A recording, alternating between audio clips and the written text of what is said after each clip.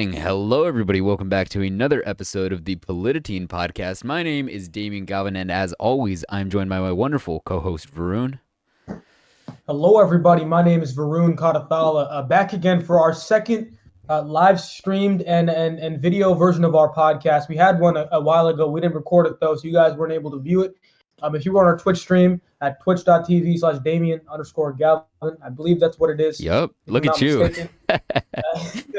I'm a big subscriber, but you can go view it there if you were there last time. Thank you so much for being our viewer. But today we have an amazing episode. We hoped it would be around just the election that happened yesterday. As we do know, Senators-elect Raphael Warnock and Jon Ossoff have both won the election. Jon Ossoff by more than the threshold of 0.5% that Purdue would need to be under to a call for a hand recount. So those are pretty secure right now. But we have some kind of breaking news today, saddening news. I don't want to seem it is very, very saddening for our democracy. And we talked about earlier in private. It is the storming of the Capitol building as, doomsday-esque, because that was what happened today in essence. And to discuss it, we have one of our Republican correspondents, Will Carroll, a guy who's been on our podcast since day one. Will has been in our journey throughout the whole way as we've made this podcast what it is today. So thank you so much, first of all, for being here with us today, Will. And a last word from all of us here at Polititeen before we move on to the introductions from Will and all of us is thank you to all of our law enforcement officials who are working hard to secure the conditions of the Capitol building today. That's just from all of us here at Polititeen, myself, Will, Damian, and the whole staff here. But Will, if you want to quickly introduce yourself to all of our guests today, that'd be awesome. Yeah, guys, I'm the conservative correspondent, Will Carroll, for the Polititeen podcast. This is my 8th or 9th episode coming on, and here at Polititeen, we had a New Year's resolution for the year 2021, and I put as one of mine to come on this podcast at least 15 times. So this is number one, and I'll be marking down from now on, but I'm just glad you guys are able to have me. Absolutely. Unfortunate that we have to have you with such contentious circumstances. Like Varoon said, we wanted to have you as a guest on, kind of just to make fun of you for not winning in the Senate. No, I'm just kidding. We just wanted to have you. We invited Will actually even before Ossoff and Warnock were announced as winners. We wanted to just talk about whatever transcended yesterday, regardless of who won and who lost. Now we know that Warnock and Ossoff won, but unfortunately there has been something overshadowing this victory. I don't want it to be overshadowed on the podcast, but it's something that we definitely can't go without talking about. But before we do, I just want to mention quickly the importance and the historical relevance of what transcended yesterday, not what transcended necessarily today, because I can assure you that that'll take up a big portion of this podcast. But whatever your political views are, there is no doubt that Reverend Raphael Warnock is a child of Georgia. He's a pastor at Ebenezer I always mess. Ebenezer Baptist Church. I can never say the okay. Ebenezer. Yep. Yeah, I can never say Ebenezer for some reason. But he that's the spiritual home of Martin Luther King Jr. And beyond that, he's the first African American black senator from Georgia. I was talking to Varoon. That's crazy. 2021, we're still having firsts for minorities. It's just a reminder that the times of racial segregation weren't that long ago, and the times of not being able to overcome our differences are obviously not that long ago. But Jon Ossoff is a Jewish journalist. For those that are unaware, he becomes the youngest senator to be elected in over 40 years. He beat David Perdue, who I would also consider a child of Georgia. This is the first time, I think, in 20 years that a Georgia senator, or that a Georgia senatorial seat has been filled by a Democrat, let alone two. But it's not something to overlook or to take lightly. It's a it's an achieving moment, especially in Senator or Senator-elect Raphael Warnock being the first black senator of Georgia. We'll talk about a little bit of his words, but Will, what do you have to say about what happened yesterday in terms of the election? Well, yesterday, we saw just so much voter turnout, which was amazing.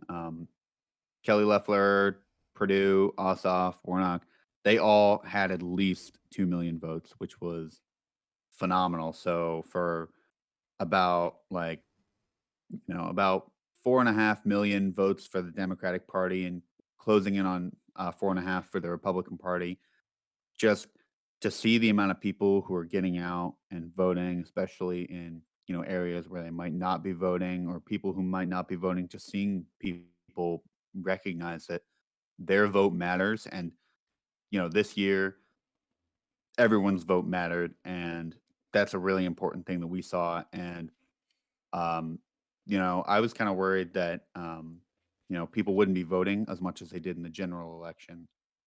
They wouldn't turn out, but I mean, I think this is one of the reasons that we know that, and we'll get into this later, but the reasons that we know that there was no voter fraud in our general election is because people who really thought that Perdue and Loeffler were going to win obviously didn't pay any attention to how a Democrat won Georgia. Um, so they thought that a Republican, let alone two Republicans, would win it. I think that an Ossoff and Warnock victory was really predictable, but again, voter turnout is a big deal, and it's really incredible to see so many Georgians get out there and voting. Yeah, just to Definitely. chime in here for a minute, I think that it's important to say that if it was any other president in the Oval Office, I think that Perdue and Loeffler would have won by wide margins. Let's not, detract from the fact that Georgia is the Deep South. We live in the Deep South, a place wherein it's been a Republican stronghold for as long as I know. And so I think that it was quite historic. I think it was a rebuke of Trumpism. I talked about it a while ago this Monday on our podcast, episode number 61. Intelligence is attractive, on how I predicted that if both seats or even one of them were won by John Ossoff or Raphael Warnock, it would mean that Trumpism failed one more time, and that it may mean that Republicans are going to let go of Trump and the image that he pervades. Because, to be frank here, guys, Trump being in the Oval Office through the 4 years he had served as president, it cost him the Senate, it cost him the House of Representatives, and it cost him the Oval Office. And so I think that today and what happened yesterday might mark the final rebuke of Trumpism and maybe a return to a common sense conservatism, in my opinion. I think that I hope that it happens, but after today, I really don't know. But I think that it's still historic for Democrats to win in this state. It's going to be an uphill battle, especially in the Senate. You talk about the filibuster, how realistically Democrats need 60 votes for every single measure to pass. They don't have that still because of the filibuster, and the cloture needs 60 votes to pass. So let's not detract from the fact that there is going to be compromise, have to be made on Capitol Hill. It's not going to be a smooth road for either party, especially Republicans, but this marks a significant victory for Georgia Democrats and Democrats across the nation. Yeah, absolutely. I think that in essence last night, a victory for democracy was marked. As Will mentioned, voter turnout was absolutely insane, especially for an election that didn't feature any presidential candidates, and especially for an election following an election that just featured some presidential candidates. People don't want to go out and wait in lines twice, and they did, and they made their voices heard. The people made their voices heard yet again, and I think that it is a rebuke of Trumpism, especially in ruby red Georgia, right? I mean, even the clay's red here, and we saw that blue turnout was insane. And you might think that that's a good thing. You might think that that's a bad thing. One thing that I do know is that for democracy, it's amazing, and it's what we want. Unfortunately, we saw, as Reverend Warnock said, it's dawn right now. It's dark, but the moon, the morning will soon come. And I was with the thought that that the sun was coming. I thought that that maybe we were in dawn. And I thought that the election yesterday was a testament to the sun coming over the horizon. But I think that with what happened today and the elephant in the room that I'm sure we're about to go on and address, um, that maybe it's not dawn yet. Maybe we're still in the midst of night, but soon, um, hopefully, it will be dawn, and soon it will be morning, and there will be sunshine. Um, the sun has most definitely set on this great democracy, but when it will rise again is the true question.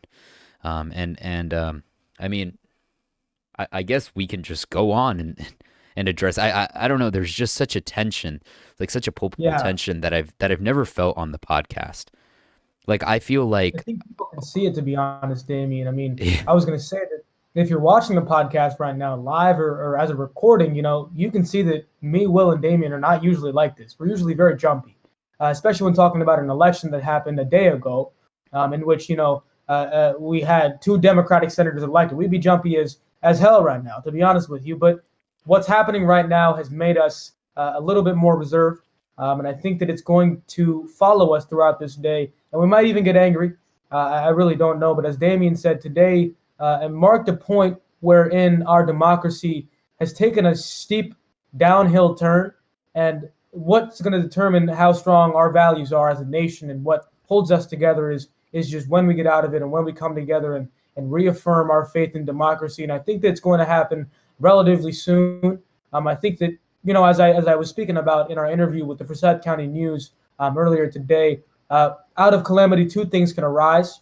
The first one would be joining together and bonding together and coming together to pursue a greater future. And the second thing would be breaking apart. And I think that there is no question in the back of my mind that this will bring us further together than we've ever been before. And I think that it's going to be a calamity that brings us together and secures our faith in democracy as we need it. But, just to speak about the big thing here, if you guys don't know, which you should know by now, it was all over the waves. But today, as I said before, the Capitol literally got stormed by Trump supporters, pro-Trump mobs in Washington, D.C. They were having a rally earlier that day where Trump came out and spoke to, they had Trump's children come out and speak to about how they would never concede the election and how there were millions of votes that Trump won by. False, as we know, election voter fraud claims, as we'll talk about later. But that is kind of what led to what happened today in Washington, D.C. They infiltrated the Capitol floor. They went into senators' offices, went to Pelosi's offices, and put down written threats. But the main thing is that we saw an affront to our democracy on multiple levels. On the state level, with places like I was mentioning the Will and Damian, Georgia, Kentucky, even California, Utah, and many places, and every single state, Capitol buildings were attacked, just like what happened today in Washington. And I think that it was an affront to our democracy. But I wanted to ask all of you just a very simple question that I had. Where were you when the Capitol was swarmed? Will, you want to start? Yeah. Well, let's talk about how I found out first, because I was in school. I was just in class doing my work, and I get a Snapchat message from Damian, and Damian is like, "Hey," and I said, "Hey," and he's like, "Are you watching the news?" I'm like, "No, I'm not watching the news. I'm in school right now." And he tells me, and my first thought was, was like terrorism, like because I had heard threats about how Iran was going to retaliate for the killing of Soleimani a year ago, and then I realized that it was terrorism, but it wasn't that kind of terrorism. So, my world kind of stopped for a second, and um, I was just looking for more information. Like I just didn't know how to process that. I just needed more information about what was happening, and I saw what really struck a chord with me was that picture of them barricading the door to one of the chambers of the House, and they had guns pointed at that door, and that was like that's our capital. Like It's shocking. It was shocking. I was on my couch upstairs. Perks of being a virtual student, I guess. I was on my couch upstairs watching the news. I woke up at 5 in the morning. Was taking my dog to the vet. I get home and on my way back from the vet, um, me and my mother are talking about the victory for democracy last night. And it wasn't just a victory because Democrats won. It was a victory because Kelly Loeffler, the night before, at a Trump rally, had said that she would be, what is it? She would be contesting the votes, the electoral votes. And Georgia said, "Try it. You won't."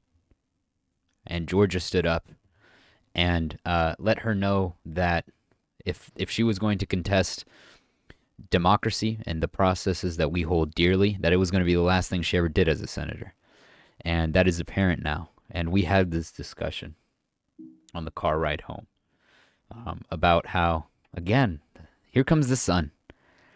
I get home. I get to see the beginning of the votes, the electoral votes being counted. I see the joint chambers of Congress. The guy comes out, Madam Speaker, the United States Senate. The Senate comes in, and there's the democratic process that takes place, and on the outside, seemingly another staple of democracy was taking place, a protest. So the obviously they go Alabama, no one contests the votes, and they get to Arizona. And, well, Joe Biden won Arizona, so Republicans stand up and object. Ted Cruz, get a little round of applause. Cowards, traitors, they don't deserve anything, let alone a round of applause, but they get it. They return to their respective chambers of Congress to deliberate and to argue. Mitch McConnell says that these aren't the values of Americans.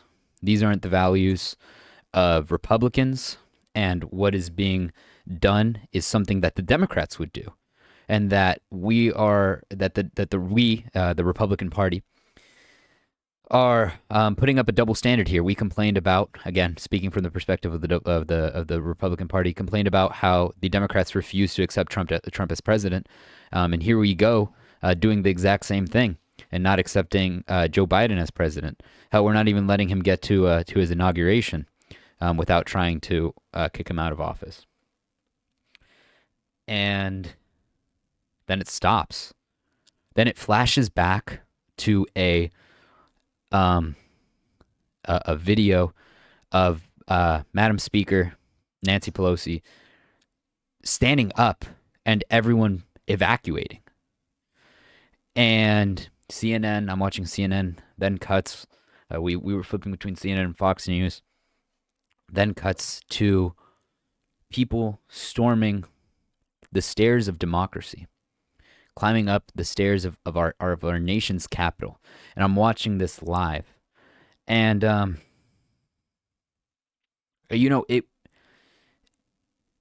it's something that makes you want to hold back tears.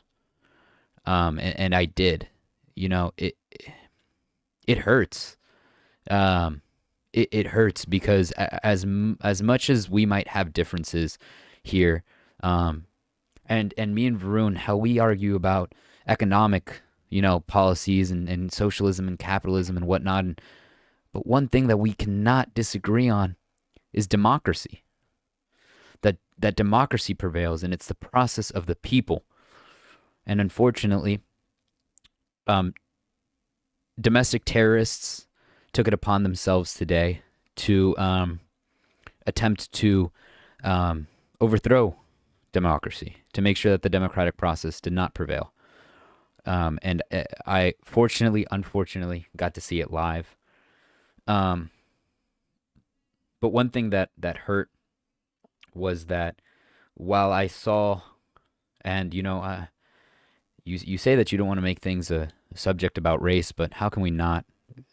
talk about race with what happened the past year, but you see white men and women storming the stairs where our representatives, the people we protect the most in this country, are in. The vice president of the United States, the vice president elect are all in this building, and they're walking in there like it's a picnic. They're just going in. When Jacob Blake tried getting in his car, 7 shots is what he was answered to. In his back. Trying to get in his vehicle with his kid in the back seat. When Black Lives Matter protests were fighting for their lives, not for a democratic process, not for anything political, what were they met with? Armed guards. They were met with Kyle Rittenhouse. Where is Kyle Rittenhouse now? Where's an individual protecting the people's house? Because that's what it is. It's the people's house. And no terrorists have a right to disrespect the people's house. Kyle Rittenhouse defended a gas station. Today we saw the walls of democracy threatened. The foundation that it was built on, that has not been threatened in this way since 1814, when the British burnt down our capitals. Americans did this. Americans, quote unquote, self-proclaimed. They're nothing but terrorists. They're nothing but traitors. And the instigators are just as culpable behind these acts. That includes Trump, and that includes Ted Cruz. It was beautiful said. I think that, both of you were right in that it is homegrown terrorism. We have nobody to blame but ourselves and our blatant disrespect for the Constitution, for the values that hold our country together. Speaking from what I saw, I was like Will. I was in school, and I did see it out of a classroom, and I did see it through Damian. And Damian talked about it to me last night. He was talking about how you may see violence tonight or tomorrow in Washington, D.C., and I didn't pay much heed to it. I didn't pay much heed to it when Trump came out earlier today and told his supporters, tens of thousands of people outside of the Capitol, that he would never concede the election, that we would never concede the election. And it just was a blatant reawakening. I had begun hearing accounts from it across the class, and Damian texted me asking about, have you heard what happened at the Capitol? And I went, no. And as soon as I go on Twitter, well, I see it. The Capitol is being stormed, and immediately I thought it was some kind of a wicked joke, which turned out not to be a joke at all. And I think that we talk a lot on the podcast about democracy and about the values of democracy and how we can protect those values and how democracy and voting can be protected. But this is just a blatant affront to everything we know to be true in this nation.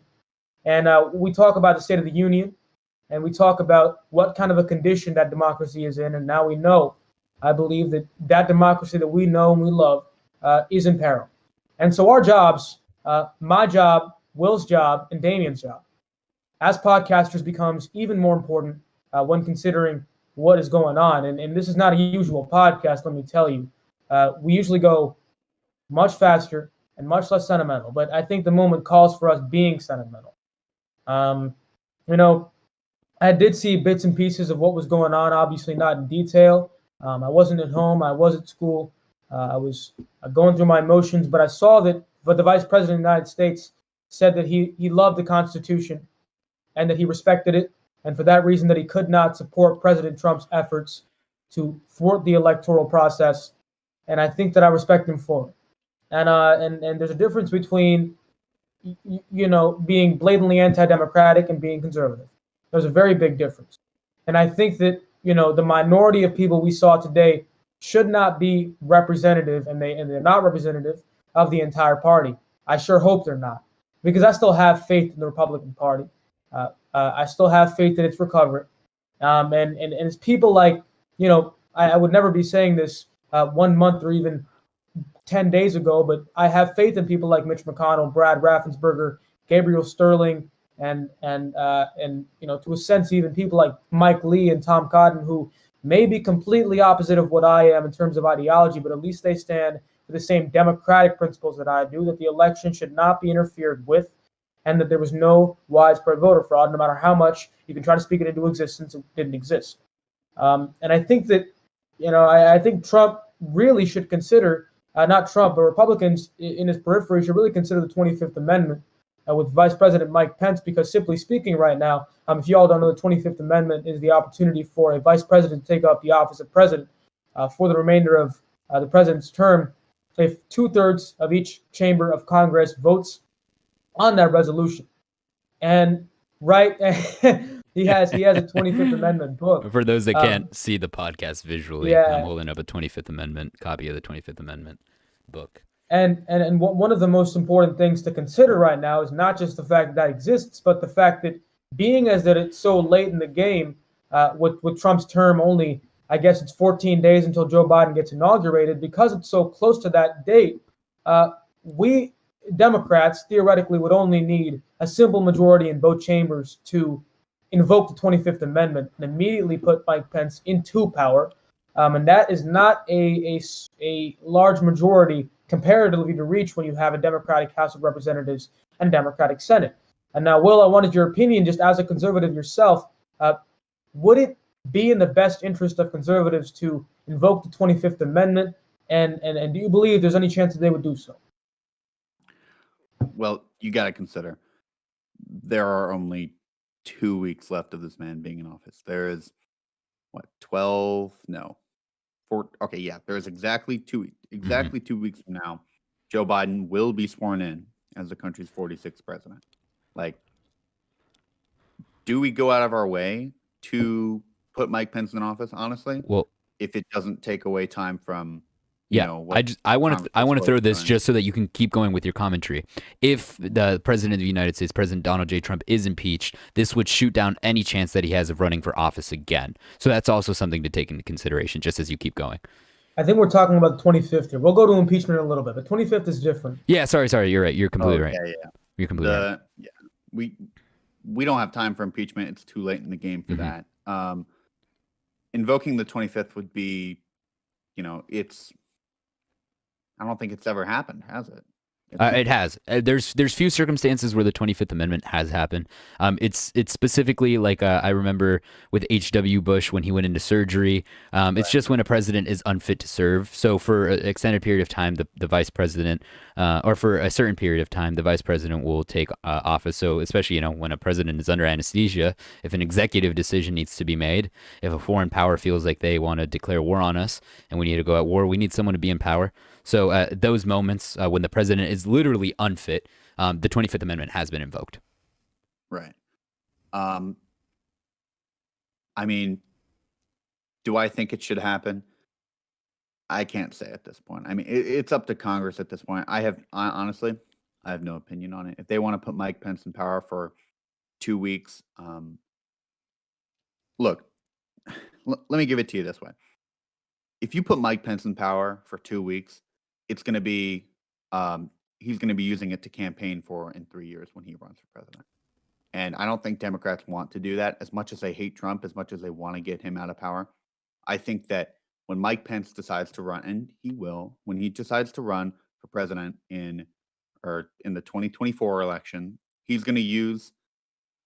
They look to me when Trump was unfit, and he's going to slam Trump and yada yada, but that's good for him. And if I'm a Democratic congressman or senator, I do not want to give Mike Pence the platform because I want to keep my guy in the White House. So there's different ways of looking at it. Yeah, that makes sense. There definitely is. Let me give one more comment here, and I think that it's important to, for me at least, I think it's beyond politics at this point. Even as a Democrat, and as I told Will before the podcast, I've been slowly identifying with the independent, the no label movement, being between both parties and being a centrist for the most part. But as a Democrat currently, I think that it's beyond politics.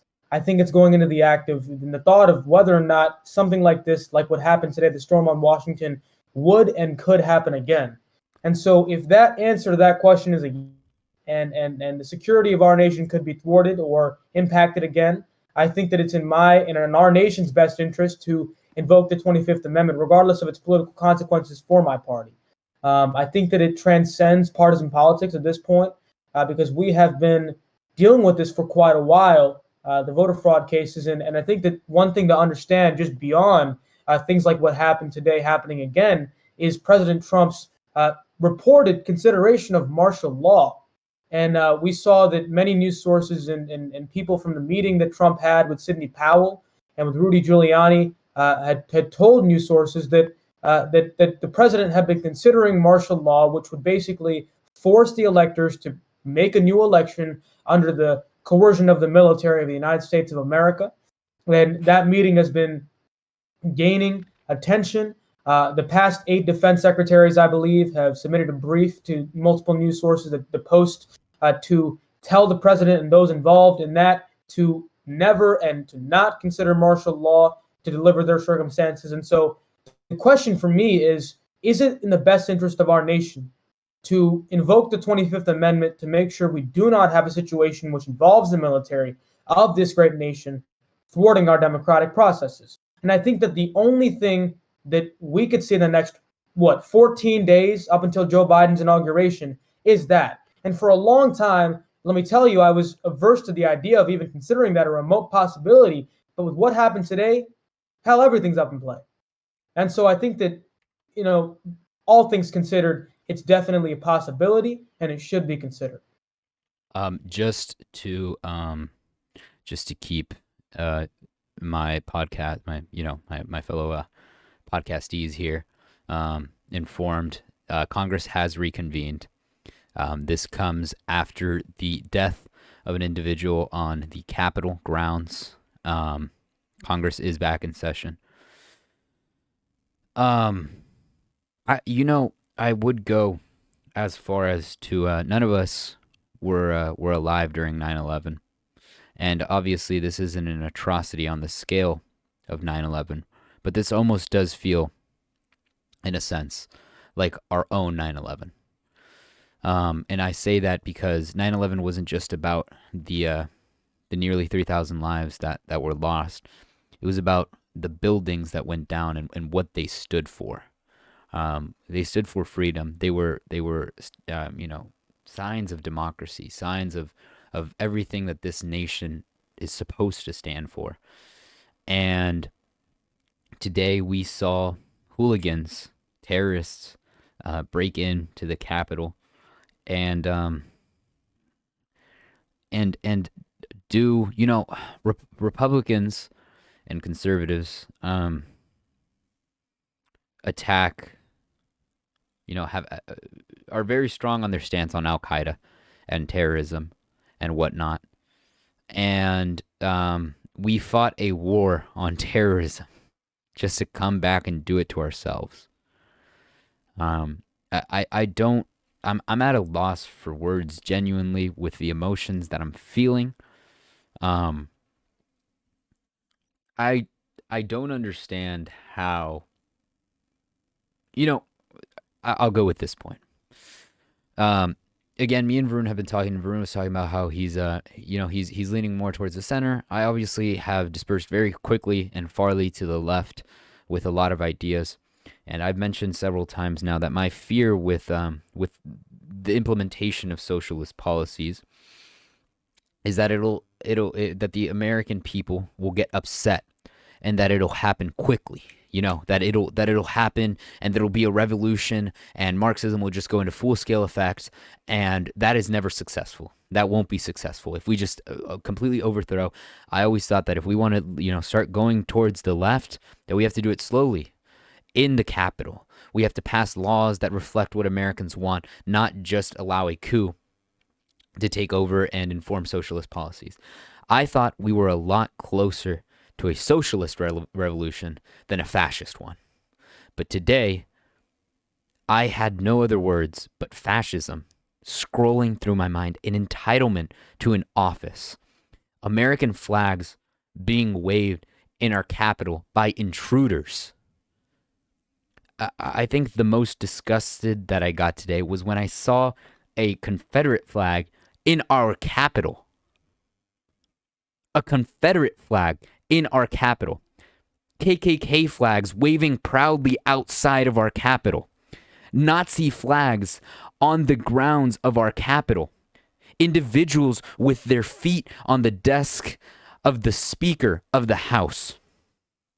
letting her know that they won't back down. All of this happening inside of our capital. I didn't know. I had a feeling that something was stirring, but I didn't know that we were here. I didn't know that we were there. And I don't have anyone that I'm on the verge of just losing it with individuals that can still support this BS, to be honest, right? You know, to not use vulgar terms or words. I always believe that that individuals that really are with the president are just misinformed. But if you stand by the president right now, I have lost, I think, all measures of respect for you. After the Twitter video, the incompetent Twitter video that he released today, instigating the terrorists instigating the terrorists inside our capital to keep doing what they were doing, while just calling for them to go home. It's like, oh, I know that we lost and that what you guys are doing are right, but you guys should go home. But we lost. Don't forget that we lost. Don't forget that I completely understand where you're coming from. And if I was in your position, I would also be storming the Capitol, but you should probably go home. If you still manage to stand by the president after everything that has transcended today, shame. Shame on you. I mean, I think you put it best.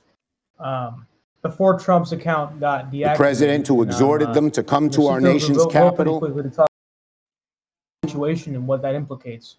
But before it got deactivated, Trump tweeted out probably one of his worst, if not the worst tweet that he had out today, which was far worse than the video he had out, which basically praised Republican protesters, rioters, terrorists in the Capitol, while also telling them to go home.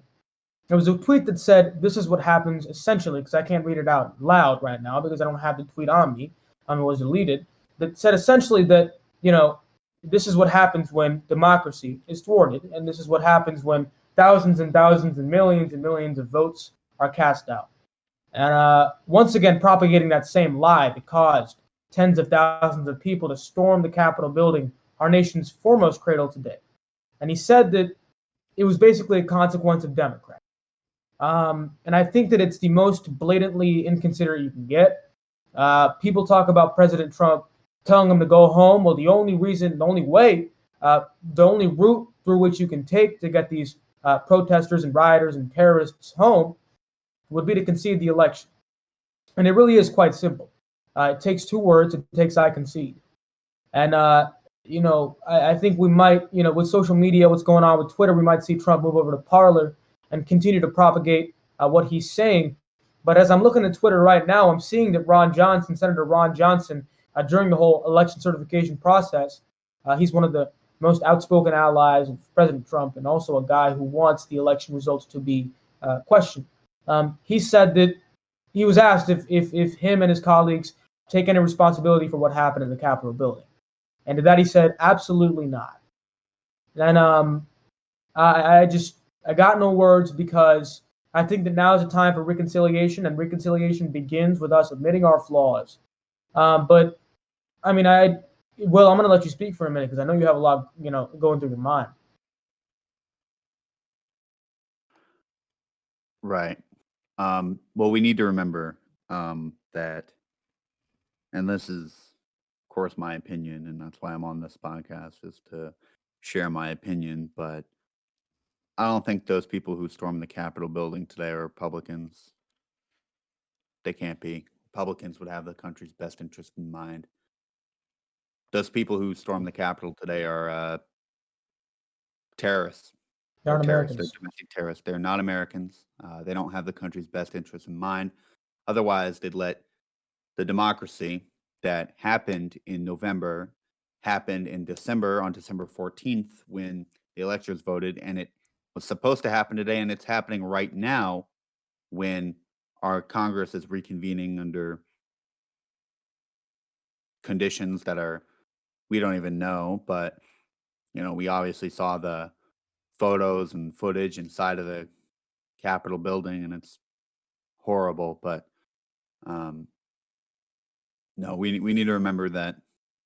Yeah, they were carrying Trump flags, but they aren't Republicans, and I don't think Trump is a Republican at this point either. So, Yeah. but you had said what else did you say, Vern? I kind of you were Yeah, I know talking about. it's been hard to focus. I was mainly just talking about how many Republicans have been shifting blame from themselves, such as Ron Johnson, to other people, and how I mean what you said. Just to respond to it, I have always believed that a lot of people were comparing Black Lives Matter protests and protests and some of the riots to what happened today in the Capitol. And first of all, I disavow that equation because you can't equate uh, people fighting for their lives with people affronting democracy and being met with absolutely nothing, and people who were rioting and even protesting, for that matter, being met with tear gas and with rubber bullets. And so the one thing I got from the whole argument was that as much as Black Lives Matter rioters should not be associated with the Democratic Party or the Black Lives Matter movement, Republican dissenters today who stormed our Capitol should not be associated with the Republican Party. And at this point, Trumpists shouldn't be compared with the Republican Party either. I think the Republican Party knows better. They know better. We saw many people from both parties and people like Mitt Romney, people like Mitch McConnell completely disavow what happened today. And so there is hope. I believe there's hope. And I think that what is needed, and I've spoken about this a lot, is a knock in the back, a slap in the face to Republicans who do support President Trump to say we got to get back to McCain republicanism and Mitt Romney republicanism and even just American republicanism and not selling our souls out to a vision that isn't American. And so it will take that slap, and I think that slap was delivered yesterday. It was delivered on November 3rd in the House, the Senate, and the presidency. Yeah, I woke up this morning, and I saw that we had lost the Warnock race, and then later found out we had lost the Ossoff race too, and I was like, oh shit, we lost. Sucks.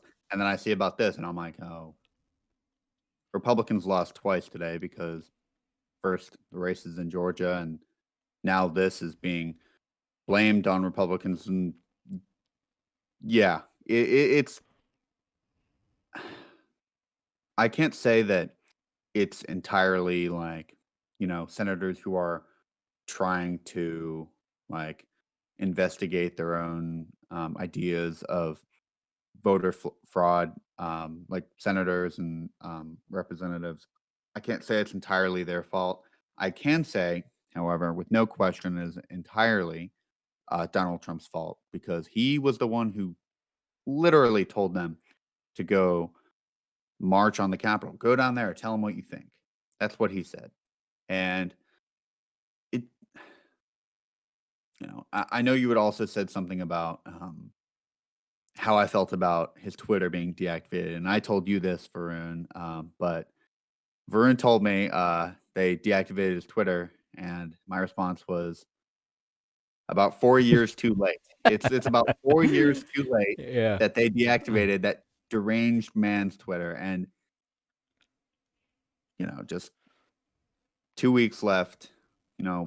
We're about to go in with a new president. We're about to see a new Congress, and 2021 is going to be an interesting year because it's like Joe Biden is moving into a house where all the windows are broken and the glass is everywhere, and he's going to be the one who has to clean all that up. So I'm very much looking forward to how the Biden administration is going to run this country, especially after things like this. And I'm not using notes right now when I'm talking. I'm looking at pictures from the Capitol, and this isn't the America I know. This isn't the America I want to live. I have a lot of expectations for President Biden. So. Yep. We do too. And this looks like a third world country. This looks like one of the countries that we go in and try to put up a fascist, a far right regime inside of. Um, this looks like one of the countries that we try to prop up a democratic hypocrisy, is what I would call it, because it's just a puppet democracy. But this does not look like the leader of the free world. It doesn't. I told Will that it serves me no good, and I am the biggest believer in this idea. It serves me no good to tell you I told you so. It does nothing for me. It does no good to, and I'm not speaking to Will directly, but to tell, to tell Republicans and people that were like, oh, he's not fascist, he's going to change when he gets into the White House. Oh, he has America's best interests. I told you so. It does me no good. It serves me no purpose. It cures no wound that I might have in my heart. My heart was broken today like it has never been broken before. When Donald Trump went into office, I've always had political aspirations since youth. I mean, who doesn't have dreams of especially us? Who doesn't have dreams of sitting in that Oval Office one day? But as I saw the last 4 years unfold, I wondered if there would be an Oval Office for me to sit in. I wondered if there would be walls of democracy for me to paint my mark on. I wondered if there would even be anything reminiscent of a foundation of the nation that I had grown to love. And I think right now, as Will was saying, we're giving the keys over to a house flipper. Hopefully he can flip the house and he can sell it for more than it's worth. He can hand that baton. Obama talks about how the presidency is a race, and everyone runs their portion of the race. And when you get past the baton, you go as far as you can, and you hope that the next person can run further. We unfortunately managed to pass the baton to an individual that ran backwards. It was one of those moments in sports. It's like one of those bloopers that you see on a, what's it called, Shaq and a Fool, where the guy scores on the wrong basket. He grabbed the baton from Obama and he ran backwards. And we're being left behind, not only in terms of democracy, economically we're being left in behind. We're being left in distraught as a nation because of this president's actions. And I still sit here and after we won the Senate yesterday, after we won the White House, after we maintain the House of Representatives, I still feel defeated. I still feel like there is so much more to do. And right now, there are no excuses for this administration. You have the Senate, you have the House, and you have, most importantly, America. I think that true patriots and true Americans understand the time that we are in right now and the importance of backing the democratically elected Biden administration. Understand the importance of not only backing them, but putting pressure on them to make sure that our policies that we want implemented are implemented. If the American people want $2,000 stimulus, it has been too long that we have forbade the American people from getting what they want, whether it be via voter suppression or whether it be by Mitch McConnell holding a bill that the American people want voted on and frankly want passed. I think that it is a testament that we are tired. And I talked about the political victory on November 3rd when Biden, or a couple days later when Biden won. But I talked about the moral defeat that 70 million Americans can still support this man. And I hope that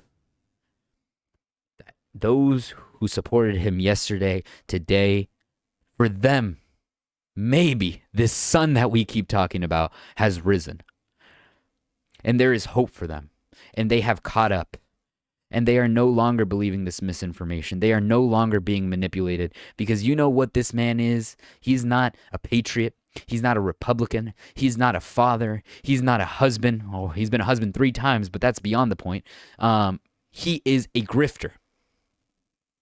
He is a facade. He is a manipulator. He is the leader of the coup. You know, Republicans talk about Baghdadi and talk about bin Laden, and these are all people that we look at as terrorist leaders. Well, guess what? Today we saw a new terrorist leader take place. And my fear is that the Republican Party will reject Donald Trump, and we will see the party of Donald Trump rise. We have to be prepared now. We have seen that unprecedented processes and unprecedented actions have taken place over the last 4 years. And I tweeted today something that I've heard a million times. That can't happen here. This is America. Fascism in America? Hell no. That can't happen in this country. A coup in America? That doesn't happen here. We're Americans. Who are you kidding? We're not them. Well, guess what? We are. It happened here. We failed today. And we failed because we had the foresight to see what could have come, but half of America failed to accept it. So to that half of America, I do not want to push you down, but I extend my hand to you. And I can assure you, the 80 million Biden supporters, although they might feel angry and might feel some sort of way, those who voted for Biden, extend their hands to you. Join us. Because although we may not agree on free health care or what, who to tax and how to tax them, and what you should do with those taxes. One thing that I hope that we can all agree on is that what happened, what transcended today, what has transcended for the past 4 years, and what might transcend in the next 4 with the rise of possibly a literal Trumponian party. And if I call it now, I will say I told you so. We do not want this to happen. And right now we have the opportunity to say, not in our house, not in this America. Yeah. It's madness right now. You saw, if you haven't seen yet, Senator James Lankford, one of the senators who was with the fight with Ted Cruz and Josh Hawley to contest the Electoral College's results, has just came out about 1 or 2 minutes ago and told the Senate floor that he disavowed, first of all the violence that happened today, and second of all, the claims of voter fraud. He said it couldn't pass, so he wouldn't pursue it further, and he would move towards, confirming the Electoral College victory of Joe Biden as our 46th president. And so I think one of the biggest things that we have to consider when talking about the olive branch that Damian was mentioning was, all due respect to all Republicans, you can't do both, right? You can't play both sides. You can't try to vote in Perdue and Loeffler, of whom I don't know about Perdue. I'm pretty sure Perdue is disgusted with efforts to not contest the election. He supported contesting the election, and Loeffler said, and she promised Trump supporters that she would go into office and contest the Electoral College's results. And this is people like that and people like President Trump who cause people to storm the Capitol building today. And I think that it's hypocrisy to go support Perdue and Loeffler, and also to talk about how disgusting what happened today was. Because in all reality, you may think what you want about Perdue and Loeffler, but one thing is clear: they did not support democracy, and they still cry voter fraud, even when the AG of the United States Attorney General Barr, one of the most staunch allies of President Trump, came out and said, along with every other state legislature, that voter fraud was not true, simply was not true, and cannot be true enough to reverse the election results. So it pains me because so many Republicans today, and I talked to my history teacher about this, the fact that they contest this very same election from which they are speaking. 4 of the people who contested the election, and were supposed to contest it at least today, I don't know how they're going to vote now, actually were voted in by the same election that confirmed Joe Biden. How much of a hypocrisy is that? It's gross. And so Marjorie Taylor Greene responded to that comment about how her election was also to be put under jeopardy if she successfully contested the election of Joe Biden by saying that it only applies for the general.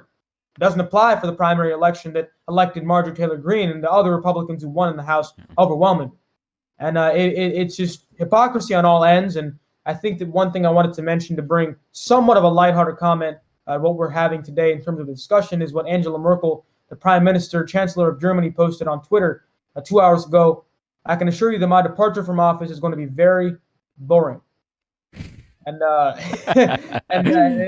it's funny. Angela Merkel is quite charismatic person, and so it was pretty funny. And just a couple of things before I hand it over. Yeah. To kind of close out topics that I wanted to present.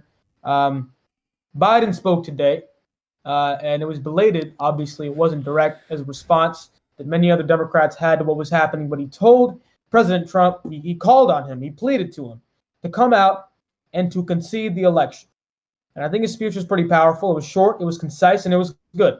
And beyond that, I think that, a lot of Republicans talked about how Colin Kaepernick was protesting unfairly and wrongly by kneeling in front of the flag of our nation during an NFL game.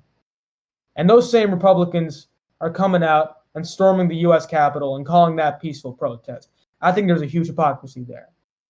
And there's a lot of hypocrisy going on both sides. But that is possibly one of the biggest hypocrisies. And also, one other far-stretched thing I was thinking of was the fact that, simply put, the fact that a person can bring in guns without any restrictions to our nation's Capitol building with children in that building and force our senators and House representatives from the House hide from them, it just shows how much more background checks we need to get people to hold guns. Gun control, in my opinion, needs to be passed. And I've done a lot of research about this. I don't agree with Joe Biden's resolutions. We should take away AR-15s and ban certain guns. I don't think it's worth our time. What I do think, though, is that we should institute universal background checks and crack down upon open carry states, which allowed what happened today to happen, and which allow tons and tons of children to be put into fear in schools, as all three of us, I'm sure, have been exposed to in our community over several thefts of gun violence last year to happen. And it's a lesson that we should learn from today. Mm-hmm. And the last thing and the very last thing I wanted to mention was the fact that Mitch McConnell, as much as I have my own opinions about Mitch McConnell, he tried to stop this. He came out earlier before just the results were confirmed and before this whole sham happened. And he said that we should stand behind Joe Biden because he won the election fairly. And because he knew that contesting the election would create two branches of the Republican Party, the Trumponians, who were part of that cult mindset, and the Republicans. And also this third party of people who were the middle ground between Trumponians and Republicans, people like Tom Cotton, who would support every single other Trump policy except for the sham that is the election fraud investigations. And there's three branches that are happening right now, and I do believe that it would splinter the party, and it will splinter the party as we're going forward in the elections. And I think Mitch McConnell, he failed in unifying his own party, and for that, he will now be called Senate Minority Leader Mitch McConnell.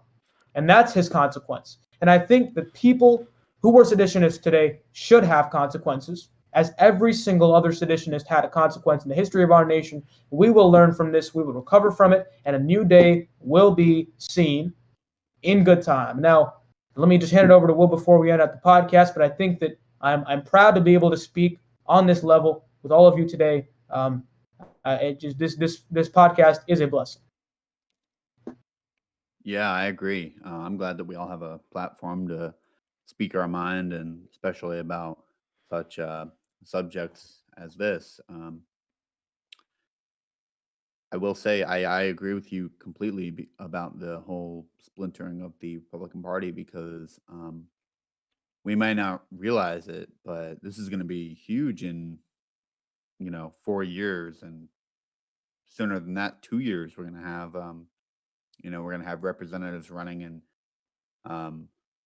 they might not know whether to campaign off whether they voted with Trump or not on issues, and that could be, that's going to be difficult for them, because there's going to be there's going to be two types of Republicans, and just like in 2016, there was two types of Democrats that you were for Hillary, or you were for Bernie, or you were in the middle. You didn't really care, but and that was probably the reason that Hillary Clinton lost in 2016, is because the Democratic Party was split between these two candidates. And I'm afraid, as a conservative, as a Republican, that we may not see another Republican president for a while because of what we just saw here. And it's frightening, because even as a Republican, I like to see diversity. I mean, in a world where there's just, Democrats running everything, and I like to see a Democrat president every once in a while. I think that, every 8 years, it's nice to have a little switch. And I think that, I, as of right now, I think that Joe Biden will get reelected. So in 8 years, I think we'll have a Republican president. But Joe Biden's not running again. Trust me, he's not? going to be like 80. Look, man, he's going to be. Let's see. I want to. Hey, let me just make one thing. Yes, he'll go be for it. 82. Will, and I kind of interrupted Will, so I'll let him continue. But he'll be 82 years old by the time. I just wanted to, and Will, this might add to the conversation, the question that you were having. Kelly Loeffler has said that in good faith she cannot object to the certification of the election. In good faith, meaning she lost and it doesn't matter anymore? As in the presidential election, she cannot object to in good faith which I assume also means that she will not be contesting as aggressively as she might have contested the election here in Georgia. Obviously, we saw David Perdue make some remarks last night that were reminiscent of the remarks that the president made after his loss. But Kelly Loeffler, quote, I cannot in good faith object to the results of the election. Well, why would Kelly Loeffler have the opportunity to object anyways? Yeah, I thought she was out of office. She's still sworn in as the U.S. senator right now. She's speaking on the congressional floor. Oh, yes. Wow. Okay. Yeah. I'm sorry, I had no idea. I thought. Yeah. No worries. That's okay. something that might be a little bit confusing. Georgia senators, as of right now, are still technically. Well, it's weird because they're technically not senators right now, but they're still are. Listen, democracy is weird, and we saw that happen today. But she gets to speak on behalf of Georgia in this matter, as she was sworn in when it pertained to her, or she was sworn in as it pertains to this matter. Right, and that's interesting because she ran on her 100% Trump voting. Like, she voted with Trump 100% of the things that he did, or that he put through. People he nominated for the judicial system. She voted with him 100%. So for her to come say that is really politically, she's a coward. I mean, and I don't like Trump, but I mean, look at what, you can't campaign on the man. Like, that was one of her primary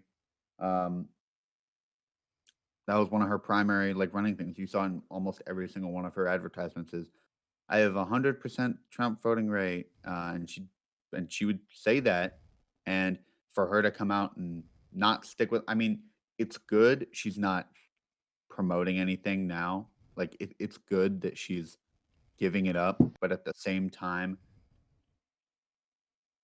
she's not. I never liked her, but yeah, I want to chime I don't think a lot of people like Kelly Loeffler. Because she's not very personable. But one thing I wanted to say was, sure, it's disloyal, but if that's what disloyal is, I mean, Purdue did today was disloyal as well. Not Purdue. I'm mistaken that. I'm speaking directly of. Were you talking about his remarks? Because Brian Kemp has made some genuine. Yeah, go for it. I am very disillusioned and just kind of jumbling right now, but Pence was the one I was talking about. There you go. The fact that Pence made a lot of remarks about how he stuck to the Constitution, therefore could not defend President Trump. And President Trump used the same words before his Twitter got deactivated. He called Pence a coward. And think that for Loeffler, politically, she may be a coward, but as an American, she stood by her Constitution. Yeah, I think that it's all good. As much support as the electoral process can get, I am happy to welcome in, and that's what I'm going to end on. Damian, go ahead and make your point. To end on this point, I have made several callings to Americans tonight. We are talking about Kelly Loeffler's cowardice in the moment. And I think that, Varoon, you mentioned that Mitch McConnell, you're very proud that he stood for the. I disagree. I disagree with your take on Mitch McConnell. I disagree with your take on Cotton. I disagree because these people spearheaded the initiative to get Donald Trump into office. These people were at the forefront of it. They didn't come out and say that Obama was born here. No, they let it simmer. They let the pot boil. And wow, if you see a small little fire starting up in someone's house, sure, you can say, you know what? It's not necessarily my house. I don't have an obligation to put out the fire. But you can in that moment. You can in that moment choose to do the right thing and stomp on the fire and not let these racist, divisive seeds be planted. Mitch McConnell did not do that. Mitch McConnell did not go up and say there was not good people on both sides. He did not come and say the immigrants that come here are amazing people. And although some of them, a very small percentage of them, as a matter of fact, less of them than U.S. citizens commit crimes. We have an immigration problem. We have two different solutions to it, but they are one thing for certain, and that is not rapists. They are decent people who come here to try to make a living, to try to provide for their family, and a few of them might be bad. Not the other way around. Not all of them are rapists. Not all of them are bringing drugs. Not all of them are bringing crime, and a few, I suppose, are good people. When we saw the events at Charlottesville take place, Mitch McConnell didn't come out and say, you know what, the president of the United States is wrong. No, he lets the division broil because he thought, as Madison would say, he let his darker angels prevail. He let his darker angels prevail. He let the power that he was hungry for. He thought, hey, you know what? I'm going to ride this camel. That is Donald Trump. I don't know. I don't agree necessarily with what he's saying. And I'm sure that at many times in private, Mitch McConnell disagreed with what the president of the United States was saying. But hell, he knew how to draw up a crowd. And he knew how to get people to vote for him. And even more concerningly, You're right. Yeah. He knew how to get people unelected and how to make sure that people lost elections. So Mitch McConnell was scared, and he and Republicans took advantage as cowards. They took it, and I'm happy that they're seeing the light. Sure, but too little, too late. We need to vote them out of office. They need to be taken out of their positions. I am no longer content with I tweeted it last night. Minority Leader. Mitch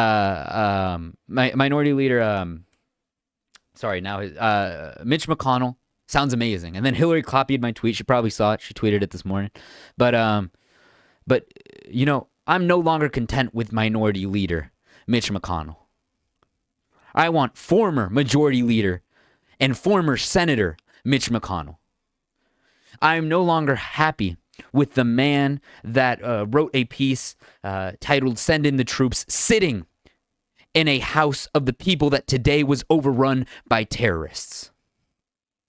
These people made sure they laid the foundation for these ideas by not breaking it when it was being set. They watched the construction company that is Donald Trump come in and set up this pot and make sure that it boiled and it boiled. And when it started overfilling and they were like, hey, we got to put the lid on this thing, it was too late. Americans have been radicalized, and we are going to see the repercussions of that for years to come. Varoon, me and you might have to deal with that. While right now it is a time of healing, we can just as easily say that it is a time of division, and it is a time of hurt that comes with that healing. I think that some of our, just to respond one more time, you guys were saying that that you can't blame, Mitch McConnell and whatnot, and that that these people are not Republicans. These people that stormed the Capitol today, and it aches me to say this, and it's hard for me to say this, are Americans. They're Republicans that have been misinformed and misled by the President of the United States. They have been misinformed and misled that what they are doing is in the best interest of the people. They have been misinformed and misled to believe that President Donald Trump is their savior. They are Americans. And I constantly reiterate on this podcast that no one, and I mean no one, is too far gone that they can't be saved. And I called for Ted Cruz and et al. In this matter to be tried under treason. And I still believe that. But we have to try to reform these Americans because they don't disappear tomorrow. These Republicans, and I'm sorry, because it's what they are. It's who they voted for. It's the name that they bubbled in on the ballot. Republican, Republican, Republican. It's probably the cards that they carry in their wallet. Republicans. These Republicans are our neighbors. We go to school with them. They drive their kids to school with us. We might even carpool with them. They're on our soccer teams. They play at our basketball courts, go to our gyms. And if one thing is for certain, the one thing we cannot do right now is push them away. Hug them. It is said that a friend needs you the most when they push you the furthest away. Right now, our friends on the other side of the aisle, at least, hell, even for Will. You're on this side of the aisle now, brother. Our friends on the other side of the aisle need us. They need us. I'll take bits and pieces. Go for it. A lot of it I don't agree with. A lot of it I do. And I'll take bits and pieces because the beginning, I'd like to say continuously that I have never supported Mitch McConnell. I don't. Yeah. I don't support Tom Cotton. We've talked about this multiple times. And all of the comments I've made refer solely to the election sham that I've been talking about continuously. And I think that there is credit to be given to Tom Cotton and Mitch McConnell just in this scenario for not standing by these claims because they easily could have. The point is that their constituents, over 70 million of them, I'm sure, believe in voter fraud. And so it's quite easy for them to go out and say that voter fraud exists without suffering the repercussions. And so there is a consequence to that, and they're taking it. And I don't respect these people, but in this specific instance, they are. Your second claim, I agree that Democrats should try and vote out these people, root out people who don't represent conservatism and the conservative ideas. And I think that, to be honest with you, me and Will were trying to make the claim that these people, the Trump supporters, I believe, Will, if I'm not mistaken, are not conservative. And the idea of Trumpism is not conservative. And so every single person upon that definition who came out and even just spoke at that rally, went to that rally that was hosted in front of Washington, D.C., is therefore, by association, not Republican. I'm of the opinion that the Republican Party is much better than this. They're better than Tom Cotton, for sure. It's better than Mitch McConnell. And I can't wait for it to be returned to, once again, the glory of John McCain and the glory of Mitt Romney.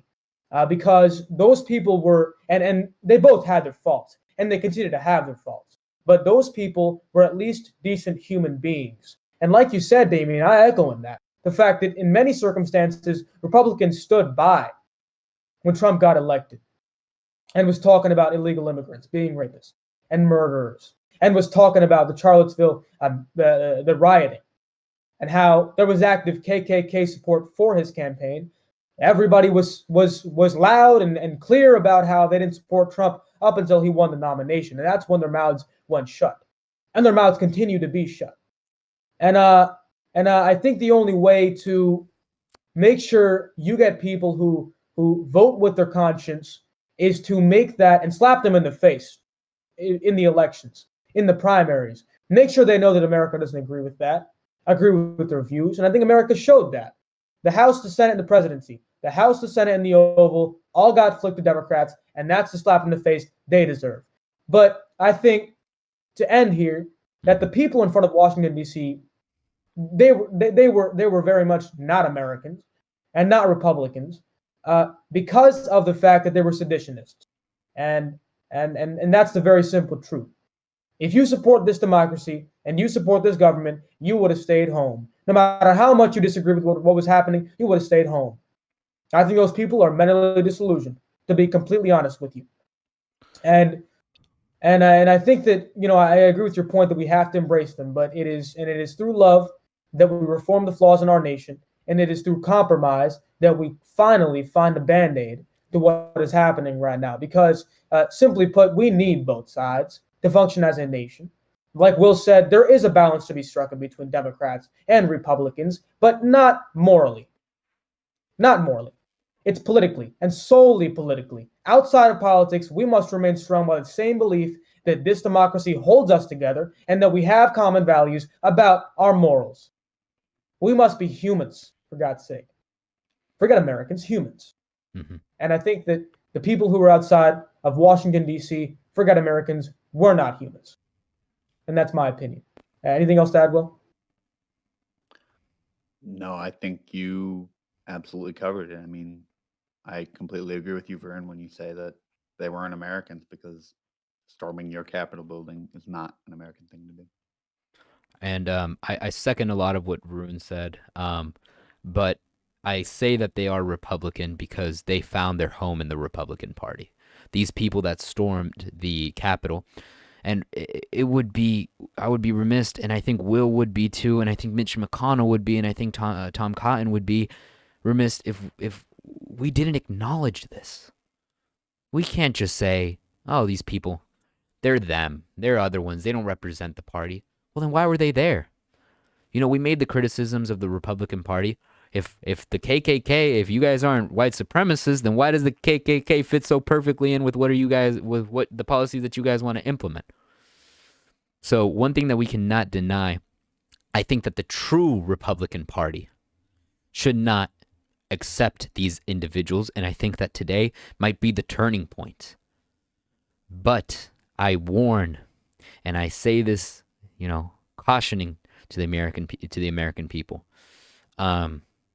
The Republican Party gave these individuals warmth with their ideas, and they gave their concepts a home, a base, where they all culminated and elected Donald Trump. It is dangerous, this mob mentality. This is a cult that exceeds the Republican Party.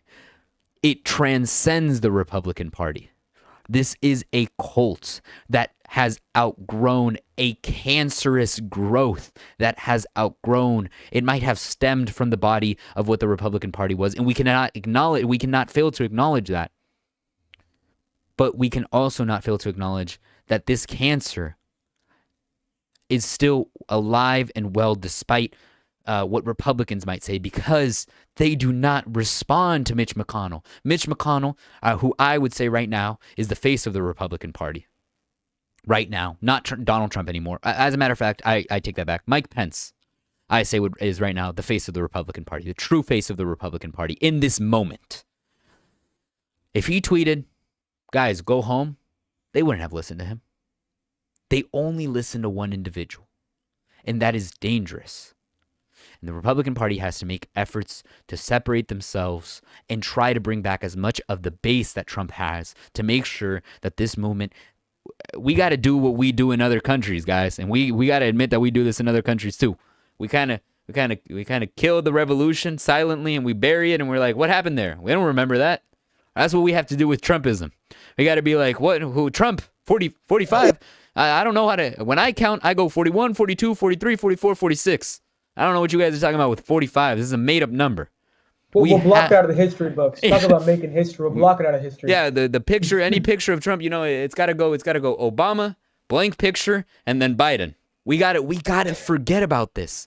We gotta try to bury our past, but we cannot fail to acknowledge that right now we're in a dangerous position where the ingredients have been bred, and I think that Donald Trump is a pre-fascist. And I agree with you, both of your takes, that the Republican Party will stem away from Donald Trump. And that if a fascist leader is elected, they might not come from the Republican Party, but they might come from a Trumponian party. And I don't know what the name will be, but I'm calling it the Trumponian party because, come on. It's going to be... It's fitting. It's going to be Donald Trump's party, so you might just call it... He was talking about a Fort Trump. Trumponian doesn't sound so bad for him. La Fiesta Trump. What about that? I got to start trademarking these things. But before, let's just close out the podcast. Absolutely. I said, and I promised myself we'd be under 1 hour and 10, but I think we're at 1 hour and 20 minutes. And so echoing in your point, and just one sentence, the only way that this Trumponianism that you're talking about can be reformed is through the people who perpetrated it, Republicans. And so if they come out and they stop it, it will be stopped, and they have the power. It is in their hands. And that's the big message for today. We'll be back with another episode next Monday. Tune in. Damian, if you want to do your trademark outro, which you became so good at. Absolutely. For those watching live, be sure to stay a little bit after. I'm going to provide some commentary. Will might stay around. Varoon might stay around. Depends on what they have to do. For those listening to the podcast in post or watching it on YouTube, hello, welcome. You guys can check out the podcast at our YouTube channel on it's Polititeen on YouTube. We're going to be uploading visuals now so that you guys can see us and our beautiful faces getting angry. And you guys can always, check into live streams. That's twitch.tv/Damian_Galvin. But ladies and gentlemen, we had a conversation unlike any other today, and a true conversation.